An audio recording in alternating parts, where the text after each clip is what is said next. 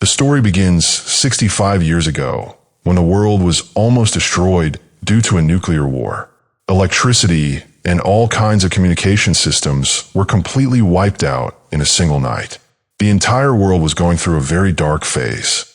During that time, a scientist discovered the Genesis tree deep in the Amazon jungle. The magical flower of this tree had such immense power that it could provide electricity to the entire world. Using this discovery, humans began rebuilding everything again. After this invention, all Genesis trees came under government control.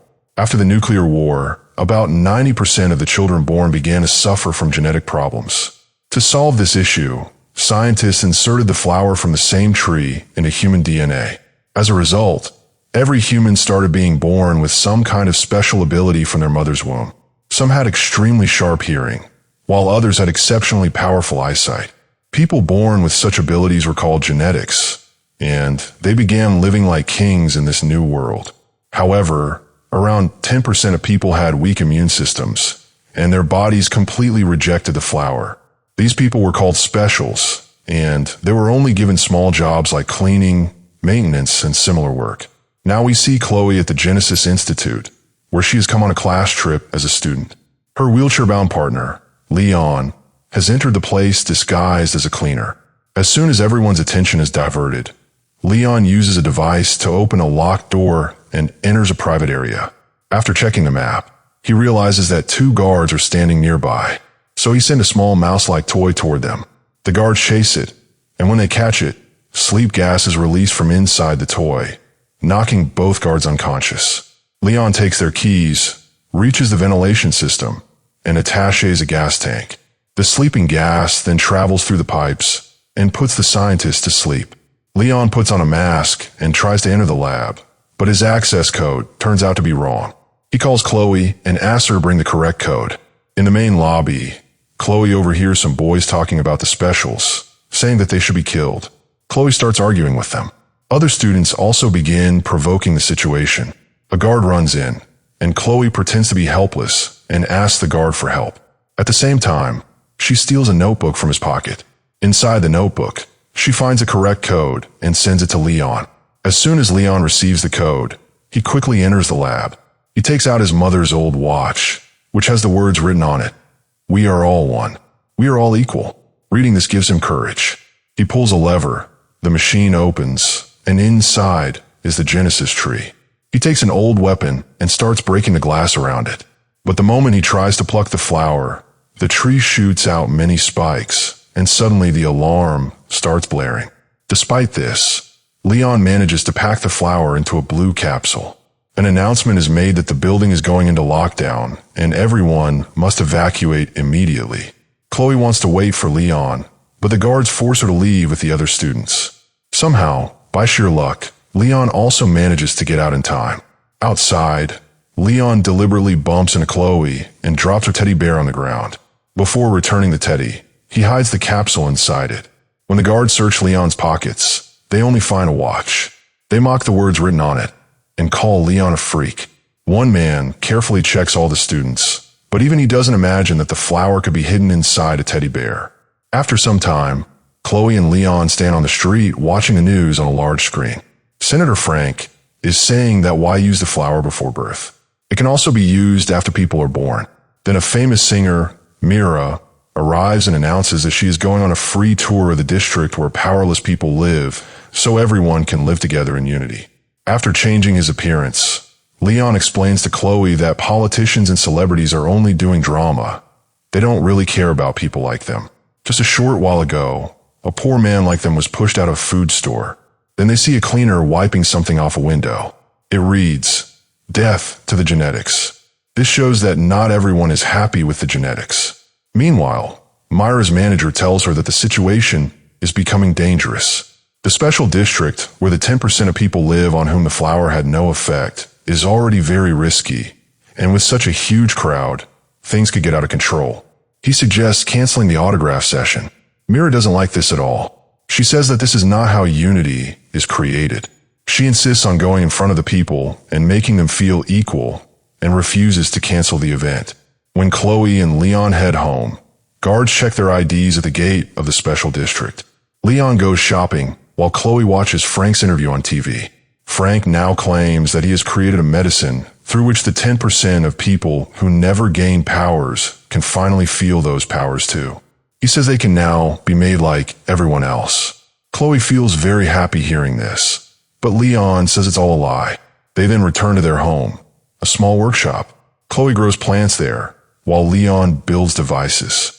Using flowers, Leon extracts the parts that contain power and uses them to create special prosthetics for disabled people, so they can live normal lives. The money from clients helps them survive day to day. After finishing work for one client, a man calls from the genetic district and says he needs something fixed. Chloe refuses, saying they don't do house calls and that he must come to the shop. But when Leon hears that the man is offering 3 times the payment, he agrees to go. Chloe gets scared because this work is a bit illegal. Leon reassures her, saying he knows all the routes, where the guards are and where they aren't, and that he can enter without anyone finding out. They arrive at an expensive restaurant, where a cook lets them in through the back door. The cook is also like them. He wears a mechanical suit that helps him walk. Despite being disabled, he manages to work, until suddenly, a gang called the Anti-Genetics breaks down the door and cuts off the electricity. Leon finishes fixing the suit. The cook says he will check why the power went out, and will also bring their payment. Meanwhile, the gang starts vandalizing the restaurant and killing people with special powers. Within minutes, many tables are destroyed and many bodies are lying on the floor. Then the gang leader starts writing something on the wall. At that moment, the cook returns to the kitchen, his body covered in blood. Taking his last breaths, the cook told Chloe and Leon what was happening outside, and then he died. Now Chloe and Leon tried to escape, but the back door was locked. To get out of here, they would have to use their brains. Leon asked Chloe to help him put on the cook's mechanical suit. A few minutes later, 2 gang members enter the kitchen. They only saw the dead cook, because Chloe and Leon were hiding. While writing something on the wall, they were talking about how there would be a small show tomorrow and a very big operation the next day. One thug tried to suggest a few ideas, but the boss threatened him with a knife, saying that there would be no changes to the plan. Got it. One man dropped a piece of paper, which Chloe quietly picked up. When they heard police sirens, the thugs left. Suddenly, Leon's suit lost control. It stood him up on its own and threw him onto the counter. When the 2 men came after him, Leon fought them using utensils and boiling water. During the fight, the boss's mask slipped, revealing his face. The goons pinned Leon against the counter, and Chloe jumped in to save him. Leon threw flour at the attackers and decided to escape. He started running toward the exit with Chloe. Using the power of the suit, Leon broke the door, and both of them managed to get out. Outside, Leon found it very difficult to walk in the suit, so Chloe supported him and took him into an alley. Police vehicles passed nearby, but didn't notice them. Chloe realized that one of the suit's legs was slightly damaged, which is why Leon couldn't walk properly. She supported him all the way back home. The next day, reporters covered the entire incident, and in one security camera photo, Leon and Chloe were also visible. The media began spreading rumors that they might be part of the gang. All the information was collected to be sent to the police. Special Forces Captain Hughes stated that the area where powerless people live had become a hub of crime, and that they would soon raid the special district. Leon and Chloe were terrified because they recognized him.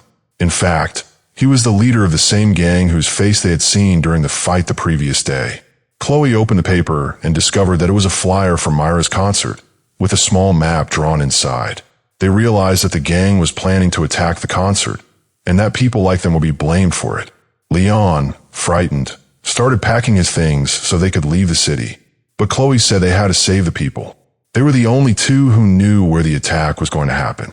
Many innocent people would die there. Will we let that happen? She asked. Leon replied that what could a man whose lower body doesn't work and a 12-year-old girl possibly do? Hearing this, Chloe burst into tears. She said, "Brother, you're selfish," and ran away.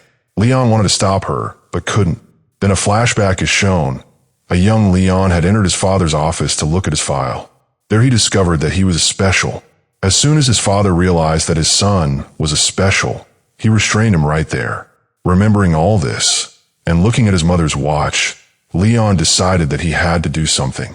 A few hours later, Chloe returned and saw Leon repairing the suit.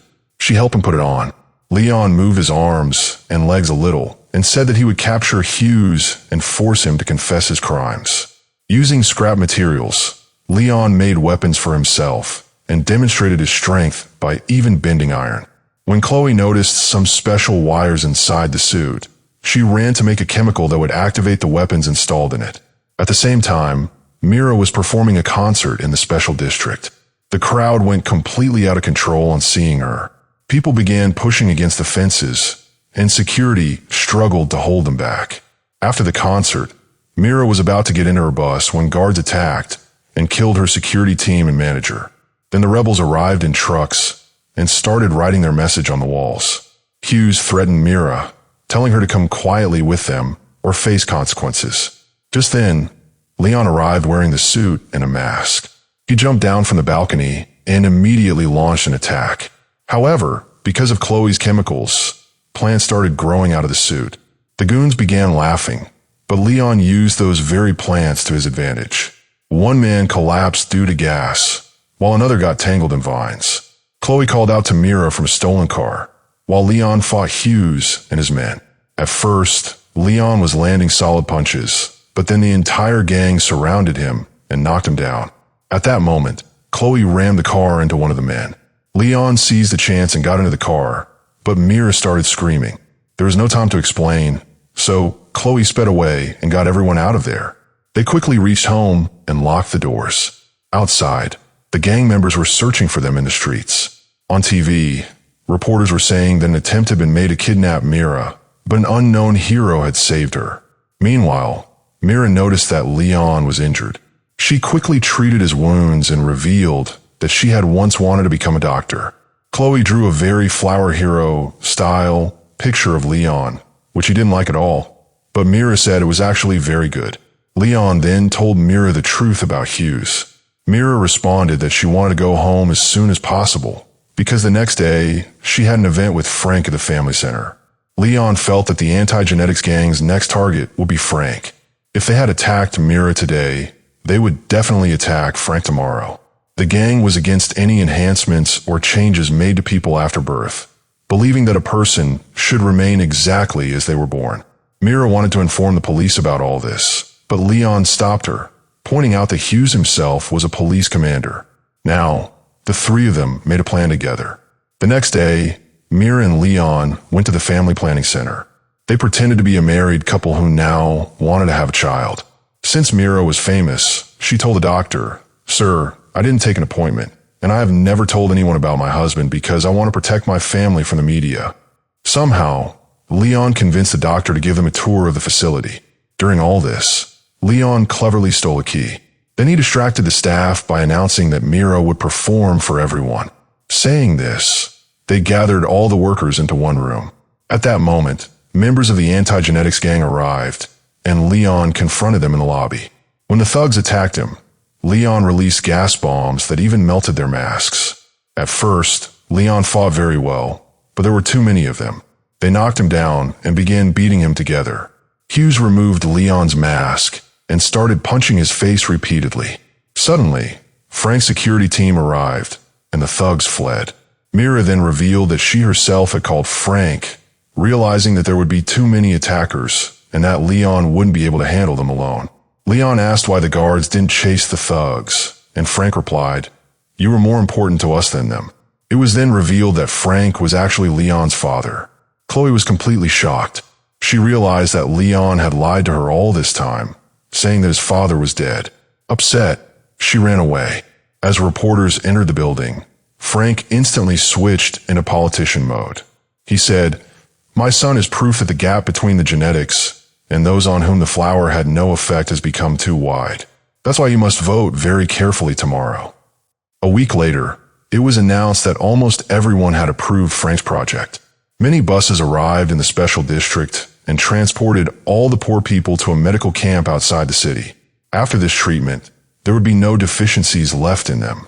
Therefore, their living area, the special district, would be opened, and everyone would be able to live together freely, without restrictions. At the medical center, Leon asked where Chloe was, but Frank said they couldn't find her.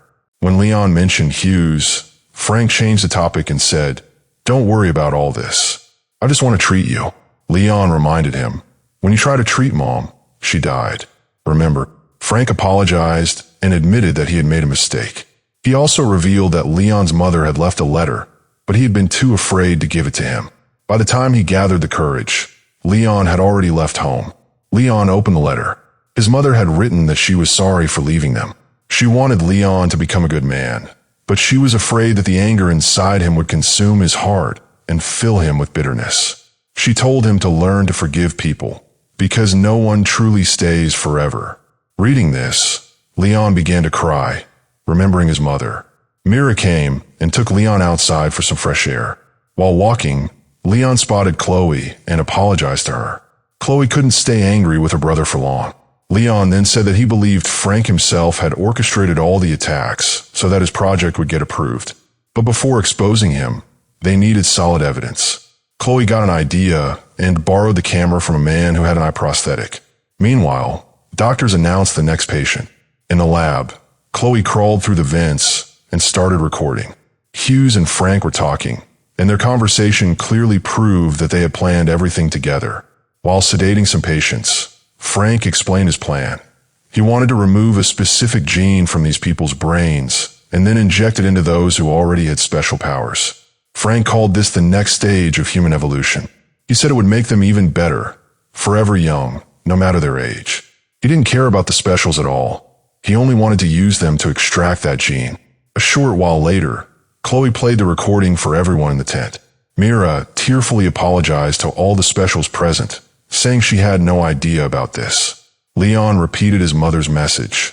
"We are all equal. There is nothing wrong with us. We are human too." Saying this, he encouraged everyone to fight back. He declared that he needed his suit at any cost. Chloe replied that she had already stolen the storage keys. The next day, Frank and a few nurses came to Leon's room to treat him. Leon was already wearing his suit under the blanket. He immediately grabbed his father and snatched the injection from the nurses. Frank said, "I did all this for you, son. I want to cure you." But Leon replied, "You're nothing but a monster." He locked Frank inside the room, took some explosives from Chloe, and ran toward the security room. After fighting the guards there and knocking them down, one guard managed to press the alarm button, alerting everyone. Meanwhile, Chloe connected the camera to a computer so she could send the entire recording to the police as evidence. Before Leon left, Mira kissed him and said, "Please come back." In the tent area, Hughes had arrived with his gang.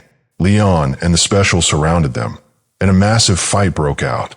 The specials only had ordinary items like utensils and pipes, but because of their large numbers, the fight remained balanced. Leon's suit gave him the power to fight many people at once. However, Hughes called for backup, and many armed men arrived.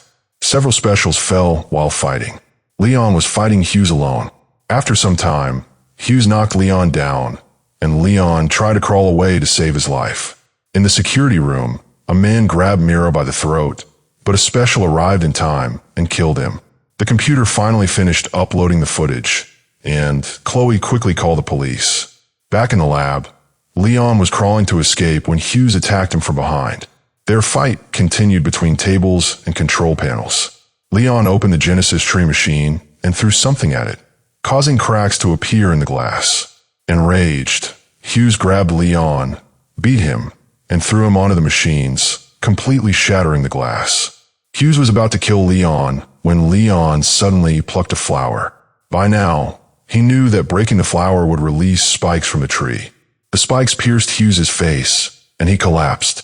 At the same time, the police arrived and arrested all of Frank's men, finding plenty of evidence against them. Chloe and Mira ran to check on Leon, and this time Leon stepped forward and kissed Mira. A week later, all news channels exposed Frank's disgusting plan. People said that a masked man had saved everyone. There were rumors that he was Frank's son, but the police denied this. Frank himself had escaped. The government also ended its policy of keeping people separated. Everyone was now free. Anyone could go anywhere. During all this, Myra's throat had been damaged, so she could no longer sing, but she was very happy with Leon. However, Frank was still on the run.